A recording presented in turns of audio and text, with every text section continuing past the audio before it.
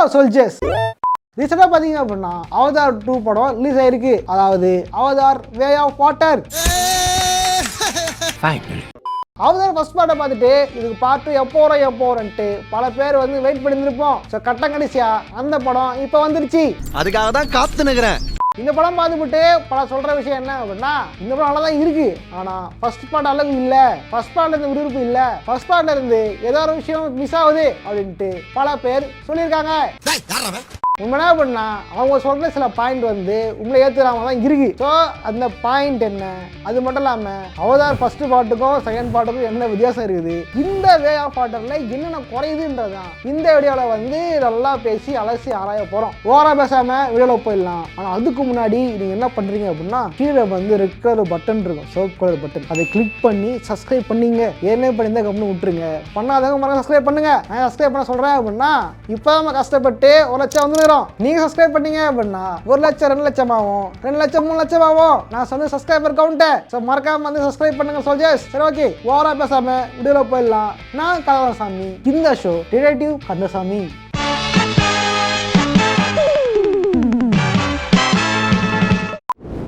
முதல் பிரச்சனை வில்லன். இந்த படத்துல மெயின் வில்லன் யாரு அப்படின்னா, ஃபர்ஸ்ட் பார்ட்ல இருந்த அதே வில்லன் தான், அதாவது colonel Miles Quaritch. First part villain first பார்ட்ல இறந்து போயிருப்பாரு. ஆனா குளோனிங் மூலம் வர வச்சிட்டோம் அப்படின்ட்டு அதே கேரக்டரை மறுபடியும் கொண்டு வந்திருப்பாங்க. ஸோ வந்து ஒவ்வொரு படத்துக்கும் ஒவ்வொரு வில்லன் இருந்தா ரொம்ப நல்லா இருந்திருக்கும். ஆனா அதே வில்லன் திரும்பி வரும்போது வந்து என்னடா எத்தனடா சாமா எத்தனடா வருவான்ற மாதிரி நமக்கு கொஞ்சம் இன்ட்ரெஸ்ட் இல்லாத மாதிரி தான் வந்து இருக்கு. இவனா மறுபடியும் வந்துட்டானா? 6 நாள் தங்கினதுக்கே 6 ஆயுசம் முழுகிட்டான். இது மட்டும் வந்து இந்த கேரக்டரோட மாடலை எப்படி பண்ணாங்கன்னு தெரியல. இந்த கேரக்டரோட மாடலும் ஹீரோ கேரக்டரோட மாடலும் பார்த்தீங்க அப்படின்னா கிட்டத்தட்ட சேமாக தான் இருக்கும். ஆக்சுவலி வந்து எனக்கு அப்படிதான் தெரியுது, உங்களுக்கு அப்படி தெரியுதா இல்லையா எனக்கு தெரியல. இது மட்டும் பார்த்தீங்க அப்படின்னா வில்லன் வந்து போன பாட்டில் வந்து கொஞ்ச நேரம் தான் வந்திருப்பார். அதாவது வந்து ஹீரோ வந்து இந்த பண்டோரா வரும்போதும் அப்புறம் ஃபைனல் பாட்டில் தான் வந்திருப்பார். மற்றபடி பார்த்தீங்க அப்படின்னா அந்த படத்தில் வந்து பண்டோராவோட வாழ்க்கை முறையும் பண்டோரா எப்படிப்பட்ட கிரகம் அப்படின்றது தான் காமிச்சிருப்பாங்க. இந்த படம் பார்த்தீங்க அப்படின்னா ஹீரோ விட வில்லன் தான் வந்து அதிக ஸ்கிரீன் ஸ்பேஸ் இருக்கிற மாதிரி தெரியுது. என்ன உங்களை நான் அடிக்கடி பாக்குறேனே, உங்களை என்ன அடிக்கடி இங்க பாக்குறேன். இது மட்டும் இல்லாம போன பாட்டுலாம் வந்து ஹீரோ நாவியா மாதிரி பண்டோராக்குள்ள வருவார் இல்லையா, ஸோ அந்த சீன் மாதிரிலாம் வந்து இந்த படத்துக்குள்ள வில்லன் பண்ற மாதிரி இருக்குது. உதாரணத்துக்கு வந்து ஹீரோ ஃபர்ஸ்ட் டைம் வந்து முதல் முறையா இந்த பறக்கிற ஒரு கிரீச்சர்ஸ்லாம் இருக்கும் இல்லையா, அது டிராகன், அதுல ஏறி வருவார் இல்லையா, அந்த சீன்ல எப்படி கஷ்டப்பட்டு கீழே ஊந்துருவாரு, அதுக்கப்புறம் திரும்பி ஏந்து வருவார் தெரியுமா, அந்த மாதிரி சீன்லாம் வந்து ரீக்ரியேட் பண்ணி வச்சிருக்காங்க. அதுவும் யாருக்கு அப்படின்னா வில்லனுக்கு. இங்க ஒரு கொலைகாரன், ஒரு ஹீரோயிசம் அப்படின்றது இங்க உருவாது, அதை ரசிக்கணும். இது மட்டும் தான் வந்து போன பாட்டு தான் இவ்வளோ செத்து போயிருப்பார். அந்த கேரக்டரை முன்னாடி கொண்டு வந்தாலும் தப்பு கிடையாது. ஆனால் இந்த பாட்டிலையும் கொள்ளாம மறுபடியும் லீட் வச்சிருப்பாங்க. அது ஏன் எதுக்கு அப்படின்னு தெரியாது. ஸோ இந்த ஒரு விஷயமே வந்து கொஞ்சம் வந்து பொறி தட்டுற விஷயம்தான். அடுத்தது அன்சால்வ்டு கொஸ்டின்ஸ். போன பாட்டில் பார்த்தீங்க அப்படின்னா பெருசாக வந்து இது என்னப்பா புரியலையான்ற மாதிரிலாம் எதுவுமே இருக்காது. அழகாக கதையை சொல்லி அழகாக படத்தை முடிச்சிருப்பாங்க. ஆனால் இந்த பாட்டில் பார்த்தீங்க அப்படின்னா ஏகப்பட்ட கேள்விகள் அப்படியே கிடக்குது. இது ஏன் நடக்குது, அது ஏன் இப்படி ஆகுது, இவன் ஏன் அப்படி பண்ணுறா, இவன் அப்படி பண்ணுறான் அப்படின்ட்டு நமக்கே வந்து மண்டே பிச்சுற மாதிரி தான் வந்து இந்த படம் இருக்கு. ஸோ கிளைமேக்ஸாக சொல்லுவாங்கன்னு பார்த்தீங்க அப்படின்னா கிளைமேக்ஸும் சொல்லவே இல்லை. உடனே காமெண்ட்ஸை கமெண்ட் பண்ணீங்க ப்ரோ அடுத்த பாடம் லீடு போ அப்படின்ட்டு. எனக்கும் தெரியும் இது அடுத்த பாடம் செட்டப் தான். அப்புறம் என்ன, ஆனா சில விஷயங்கள் வந்து ரொம்பவே மண்டே பிச்சுறாம தான் இருக்கு. இது ஏன் நடக்குது தெரியலையே அப்படின்ட்டு புரிஞ்சுக்காத மாதிரி தான் இருக்கு. அதுல முக்கியமானது ரீரியோட அப்பா. ரீரியோட அப்பா யார் அப்படின்ட்டு தெளிவா சொல்லியிருக்க மாட்டாங்க. அது மட்டும் இல்லாம ரீரி கடலுக்கு அடியில் இருக்கிற அந்த ட்ரீயோட கனெக்ட் ஆகும்போது அவளுடைய அம்மாவை மீட் பண்ணிருப்பா. அந்த டைம் வந்து அவளோட அம்மா வந்து எங்க போன செல்லம் உன்னை பார்த்துருமோ ஆச்சு அப்படின்னு சொல்லியிருப்பாங்க. உண்மைனா அப்படின்னா ரீரி பிறக்கிறதுக்கு முன்னாடியே வந்து அவளோட அம்மா இறந்து போயிருப்பாங்க. அவளே அவளோட அம்மாவோட அவதாரம் தான் பிறந்திருப்பா. அப்படி இருக்கும்போது இவனிடமே மீட் பண்ணிட்டாங்க. அது மட்டும் இல்லாம எது அவங்க இழுத்துட்டு போச்சு, எதனால ஃபிக்ஸ் வந்துச்சுலாம் வந்து நம்ம ரொம்ப டவுட்டா இருந்திருக்கும். ஏன் அழுகுற, உங்க அம்மாவுக்கு ஒன்னும் ஆகாதரா, நீ திரும்ப திரும்ப என்னால தாங்க முடியாதா. இது மட்டும் தான் சோல்ஜர்ஸ், கடவுளுக்குள்ள இருக்கிற ஏகப்பட்ட கிரீச்சர்ஸை வந்து இந்த பொண்ணு கண்ட்ரோல் பண்ணியிருப்பா. ஸோ அதை எப்படி வைப்பண்ணா இதனால இந்த பவர் இவளுக்கு கிடைச்சிது, ஆக்சுவலி சூப்பர் பவரா அப்படின்ட்டு கூட வந்து தெளிவாக சொல்லியிருக்க மாட்டாங்க. இதனால இவளுக்கு பவர் வந்துச்சு அப்படின்ட்டு வந்து தெளிவா இந்த படத்தில் இருந்திருக்காது. வளைய விடுப்பா, அந்த சிலையை பார்ப்பா, கடல் கண்ணியே கரையில வந்து தெரியற மாதிரியே இருக்கு. கடல் கண்ணிக்கு கால் இருக்காதரா, வாலு தான் இருக்கும்.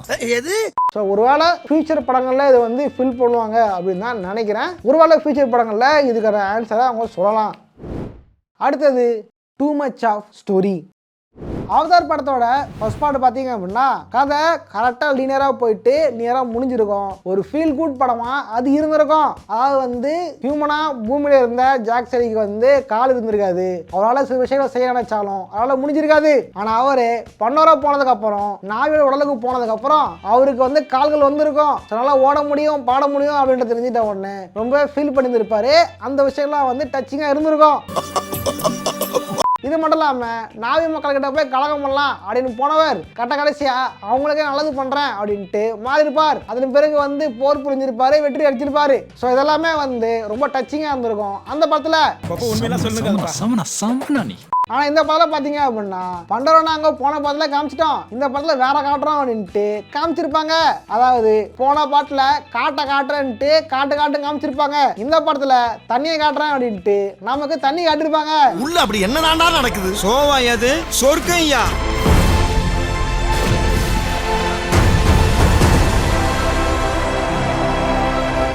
உண்மையா அப்படின்னா இந்த படத்தோட மெயின் கான்செப்டே தண்ணி தான். ஸோ பேருக்கு ஏற்ற மாதிரி நெய்தல் நேரத்தில் இருக்கிற மக்களை காட்டுறது தான் இந்த படத்தோட மெயின் கான்செப்டாக வச்சுருப்பாங்க. ஆனால் இதுக்கு வரதுக்கே வந்து ரொம்ப நேரம் ஆயிருக்கும். டூ மச் ஆஃப் ஸ்டோரியை டக்குன்னு ஒன்றையில சொல்லி முக்கியமாக சொல்ல வேண்டிய விஷயங்களை வந்து ஸ்கிப் பண்ணிட்டு கலந்துருப்பாங்க.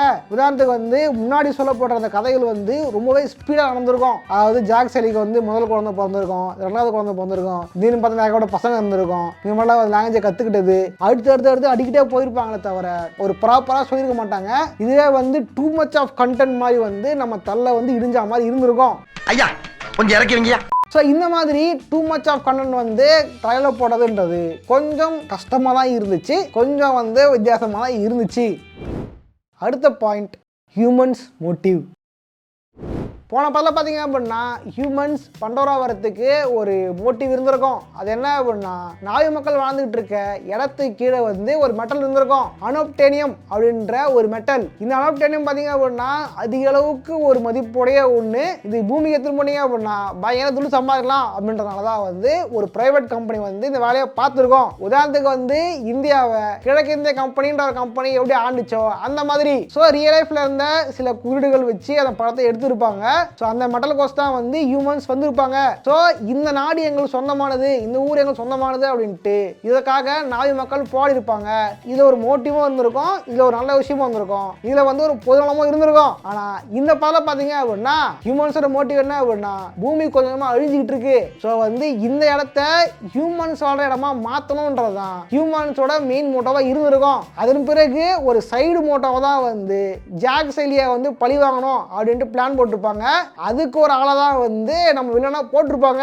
ஸோ ஜாக் செலியை பழி வாங்கணும் அப்படின்ற ஒரு சின்ன மோட்டிவ் வந்து பார்த்தீங்க அப்படின்னா பர்சனல் மோட்டிவாக மாறிடுது. அதாவது வந்து பொது நலத்துல இருந்து சுயநலமாக மாறிடுது. இது வந்து அந்த அளவுக்கு பெரிய விஷயமா பிரம்மாண்டமாக வந்து தோணலை. ஏன் அப்படின்னா இந்த மாதிரி ஸ்டோரிஸ் வந்து நம்ம ஊர்லேயே நிறைய வந்துருச்சு. உதாரணத்துக்கு அசுரன் படமே வந்து கிட்டத்தட்ட இதே மாதிரி தான் இருக்கும். இது மட்டும் இல்லாமல் இந்த ரிவெஞ்ச் ஸ்டோரிலாம் இருக்கு இல்லையா, இந்த ரிவெஞ்ச் ஸ்டோரியில் ஏகப்பட்ட மாஸ் மசாலா படம் வந்து நம்ம ஊர்லேயே வந்து தீர்ந்துருச்சு. இந்த மாதிரி விஷயங்கள் நம்ம பார்த்து சலிச்சதுனால நம்ம ஊர் ஆடியன்ஸுக்கும் எனக்கும் வந்து பெருசாக தெரில. அடுத்த பாயிண்ட் ஃபர்ஸ்ட் பார்ட்டோட ரீக்ரியேஷன். ஆக்சுவலி வந்து எல்லாம் அந்த பார்ட் படங்கள்லாம் பார்த்தீங்கன்னா வந்து ஃபர்ஸ்ட் பார்ட் லீடு கொடுக்குற மாதிரி பண்ணுவாங்க இல்லையா. இந்த படத்தில் ஃபர்ஸ்ட் பார்ட் லீடு கொடுக்குறேன் அப்படின்ற பேரில் வந்து என்ன பண்ணியிருப்பாங்க அப்படின்னா இந்த ரீக்ரியேஷன் ஒர்க்கை வில்லனுக்கு கொடுத்துருப்பாங்க. அது முன்னாடியே சொன்னல வில்லன் வந்து ஹீரோ மாதிரி இருக்காரு அப்படின்ட்டு. ஸோ அதுக்கேற்ற மாதிரி வந்து போன பார்ட்டில் ஜாக்சி என்னெல்லாம் பண்ணாரோ அதே வேலையை வந்து வில்லன் பண்ணியிருப்பார். இதான் சொன்னா அப்படின்னா ஃபர்ஸ்ட் பார்ட்டில் வந்து ஹீரோ நாவியா மாறின உடனே அட்டாக் பண்ணுவார் இல்லையா, ஒரு பிடிப்பார சொல்லுவாங்க இல்லையா, அந்த மாதிரி வில்லன் பண்ணியிருப்பாரு. என்ன ஒரு வில்லன்றனால கொஞ்சம் அட்டாக் அதிகமாக இருக்கும். அப்புறம் ஃப்ரெண்ட்ஸோட அவர் வந்து பண்டோரா வந்திருப்பார் இல்லையா, அது ஹெலிகாப்டர்ல அந்த சீன் பார்த்தீங்க அப்படின்னா ஜாக் செலி பண்டோரா மாட்டிக்கிற சீன் அப்படியே இருந்திருக்கும். இது மட்டும் இல்லாமல் ஜாக் செலி வந்து நிரந்தரம் அவரோட டே பை டே லைஃபை வந்து வீடியோ டேரியா பேசியிருப்பார் இல்லையா, அந்த மாதிரி வில்லன் வந்து இதில் பேசியிருப்பார். இது மட்டும் இல்லாமல் போன பாட்டில் ஹீரோ பேசியிருப்பார் இல்லையா, அதே மாதிரி டைலாக்ஸை வந்து வில்லனும் பேசியிருப்பார். இது மட்டும் இல்லாமல் டிராகன் வந்து எப்படி ஓட்டுறது அப்படின்ட்டு வந்து ட்ரைனிங் எடுப்பார் இல்லையா, அந்த சீனாவே வந்து போன பாட்டில் ஹீரோ பண்ணதை இதில் வில்லன் பண்ணியிருப்பார். அடா பாவி, பிள்ளையார் சொல்லிய கூட காப்பி அடிக்கிறானே. இந்த சீன்லாமே ஃபர்ஸ்ட் பார்ட்லேயே பார்த்தது தான். ஆனால் திரும்பி இதில் வரும்போது வந்து என்னடா அது கிளீஷாவாக இருக்கே அப்படின்ற மாதிரி இருக்கு. அப்புறம் இவர் ஹீரோவா வில்லனா அப்படின்ட்டு நம்மளே டவுட் பண்ணுற மாதிரி இருக்கு. தெரியலையப்பா. அடுத்த பிரச்சனை ஜாக் சாலியோட பசங்க. ஆக்சுவலி இந்த படத்தோட கிளைமேக்ஸ் எல்லாம் பார்த்தீங்க அப்படின்னா ஒரே பிரச்சனை தொடர்ந்து தொடர்ந்து தொடர்ந்து தொடர்ந்து நடந்துகிட்டே இருக்கும். என்ன அப்படின்னா வில்லன் வந்து ஹீரோவோட குடும்பத்தை கடத்தின்னு போயிடுவான். அது பழைய காலத்து நம்பியார் மாதிரி கடத்தின்னு போயிட்டு நீ வரணும், நீ இங்கே வரணும், நீ வந்தால் தான் குடும்பத்தை விடுவேன் அப்படின்ட்டு வந்து பஞ்சாயத்து பண்ணியிருப்பான். சரி ஓகே, வில்லன் வந்து கடத்தின்னு போயிட்டான், ஹீரோ காப்பாற்றுறாரு. ஓகே, இவர் காப்பாற்ற பசங்க வேண்டவே மாட்டீங்க, இவர் காப்பாற்றுவாரு மனைவி மாட்டீங்க, மறுபடியும் காப்பாற்றுவாரு மனைவி மாட்டீங்க. எத்தனை தடவைடா? அப்புறம் கட்டம் கடைசியா டைட்டானிக் படம் மாதிரி கப்பல் கடையில் மாட்டீங்க. இது டைட்டானிக்கோட குறியீடா கூட இருக்கலாம், தப்பு இல்லை. ஆனால் இந்த விஷயம் இருக்கு இல்லையா, மறுபடியும் மறுபடியும் மறுபடியும் மறுபடியும் போய் மாட்டிக்கிற விஷயம், இந்த விஷயம் வந்து நமக்கே காண்டாயிருது. டே காணாத பசங்க தாங்க முடியாடா அப்படின்ட்டு நம்ம காண்டா மாதிரி தான் இருக்குது. வில்லனே பரிதாபப்பட்டு வீட்டுக்கு போப்பா அப்படின்னு சொல்ற மாதிரி தான் இருக்கு. வில்லாம் பண்ணல, சொல்றேன். ஸோ இந்த மாதிரி வந்து இது துடுக்கான பசங்கள் பண்ணுற வேலைகள் வந்து உண்மையிலே வந்து காண்டத்துற விஷயமா தான் இருக்குது. ஸோ மற்றபடி கிளைமேக்ஸ் எல்லாம் வந்து படத்தை எப்படியோ முடிச்சு விட்டுறாங்க. நான் ப்ரோ படத்தில் ஒரே குறையா சொல்கிறியே அப்படின்ட்டு நீங்கள் காண்டாங்க எனக்கு தெரியும். உண்மை என்ன அப்படின்னா இந்த படம் நல்ல படம் தான். ஸ்டாண்டலோனா அதாவது செகண்ட் பார்ட்டை மட்டும் பார்த்தீங்க அப்படின்னா விஷுவலில் ரொம்ப பக்காவான படம். அது மட்டும் இல்லாமல் இந்த படத்துக்கு மோஷன் கான்செப்ட் பண்ணுறதுக்காக வாட்டருக்குள்ளே வச்சு மோஷன் கான்செப்ட்லாம் பண்ணியிருக்காங்க. உண்மையிலே நல்ல விஷயம் தான். ஃபர்ஸ்ட் பார்ட்டோட கம்பேர் பண்ணீங்க இந்த ஃபர்ஸ்ட் பார்ட் தான் வந்து கிங்கா நிக்குது. இதுதான் கெத்தா இருக்குது. புரட்சி தலைவர் வந்துட்டாயா, புரட்சி தலைவர் வந்துட்டாயா.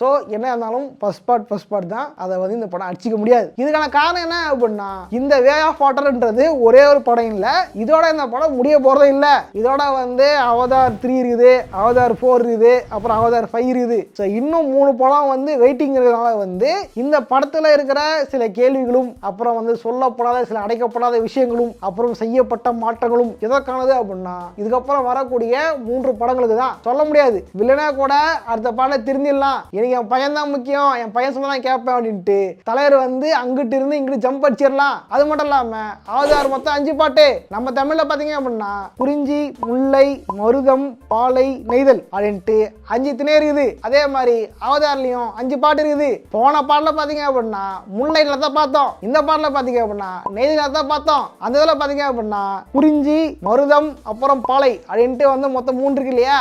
இந்த 3 நிலத்தை வந்து அடுத்த பாட்டுல காட்டுவாங்க அப்படின்னு நினைக்கிறேன். இல்ல அப்படின்னா பஞ்சபூதம்ன்ற மாதிரி நீர், நிலம், ஆகாயம் இல்லையா, அந்த விதத்துல இந்த படத்துல நீரை காமிச்சிருக்காங்க, போன படத்துல வந்து நிலத்தை காமிச்சிருக்காங்க. ஸோ அந்த மாதிரி சென்டிமெண்டா கூட ஜேம்ஸ் கேமரன் எடுக்கிறதுக்கு நிறைய சான்ஸ் இருக்கு. ஏன்னா வந்து இந்த அவதாரன்ற பேரையும் இந்த ப்ளூ கலரையும் வந்து நம்ம தான் எடுத்துதான் அப்படின்ட்டு போன படம் எடுக்கும் போதே ஜேம்ஸ் கேமரன் சொல்லியிருப்பார். ஸோ அப்படி கூட இருக்கலாம். ஸோ அடுத்த பாட்டில் ஏதாவது காமிச்சிருக்கலாம். இது வந்து என்னோட தேரி தான், இது உண்மைலாம் கிடையாது. ஸோ சீரியஸாக எடுத்துக்காதீங்க, ஜஸ்ட் ஃபார் ஃபன் சோல்ஜர்ஸ். இல்லையா சரி ஓகே சோல்ஜர்ஸ், வீடியோ பிடிச்சா லைக் பண்ணுங்க, உங்க ஃப்ரெண்ட்ஸ் ஷேர் பண்ணுங்க.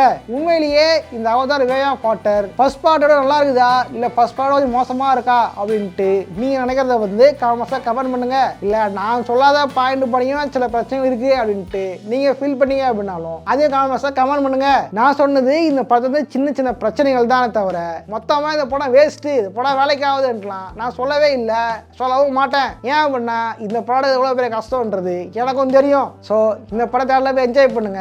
யாரெல்லாம் பார்த்தீங்களோ அவங்களாம் காமெண்ட்ஸை கமெண்ட் பண்ணுங்க. உங்களோட எக்ஸ்பீரியன்ஸை நானும் தெரிஞ்சுக்கிறேன். சோல்ஜர்ஸ் இதே மாதிரியான இன்னொரு ஃபாலோவர்ஸோட சந்திக்கிறேன். சொல்றேன் பாய்.